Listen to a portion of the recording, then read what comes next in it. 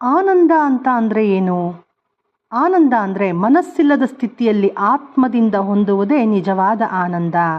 ಕಾರಣ, ಆತ್ಮ ಅಂದರೆ ಯಾರೋ ಅಲ್ಲ, ನಾವು ವಿಗ್ರಹಗಳ ಮೂಲಕ, ಫೋಟೋಗಳ ಮೂಲಕ ಆರಾಧಿಸುವ ಭಗವಂತನು ಆನಂದ ಸ್ವರೂಪನು ಅಂತ ನಾವು ಹೇಳ್ತೀವಿ. ನಿತ್ಯ ಆನಂದದಿಂದ ಇರುವವನು. ಆದ್ದರಿಂದ ಮನಸ್ಸಿಲ್ಲದ ಸ್ಥಿತಿಯಲ್ಲಿ, ಆತ್ಮದ ಸ್ಥಿತಿಯಲ್ಲಿ ನಿಜವಾದ ಆನಂದ ಹೊಂದಬಹುದು. ಸಹಜವಾಗಿ ಗಾಢ ನಿದ್ರೆಯಲ್ಲಿ ಅಂತಹ ಆನಂದವನ್ನು ಹೊಂದುತ್ತೀವಿ. ಅದೇ ಆನಂದವನ್ನು ಅಲ್ಲಿ ಎಚ್ಚರವಾಗಿ ನಾವು ಹೊಂದೋದಿಲ್ಲ. ಆದರೆ ಎಚ್ಚರ ಸ್ಥಿತಿಯಲ್ಲಿ ನಾವು ಧ್ಯಾನದ ಮೂಲಕ ಆನಂದವನ್ನು ಅನುಭವಿಸಬಹುದು. ಯಾವಾಗಲೂ ಆನಂದದಿಂದ ಜೀವಿಸಬಹುದು.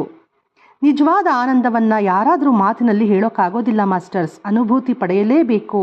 ನಿತ್ಯ ಅಂತಹ ಆನಂದವನ್ನು ಅನುಭವಿಸುತ್ತಿರುವ ಯೋಗಿಗಳು ಸುಖ ಸಂತೋಷಗಳಿಗೆ ಪ್ರಾಮುಖ್ಯತೆಯನ್ನು ಕೊಡೋದಿಲ್ಲ. ಧ್ಯಾನದ ಮೂಲಕ ಆನಂದವನ್ನು ಅನುಭವಿಸುತ್ತಲೇ ಇರ್ತಾರೆ. ಹಾಗೆ ನಾವು ಕೂಡ ಧ್ಯಾನವನ್ನು ಮಾಡೋಣ.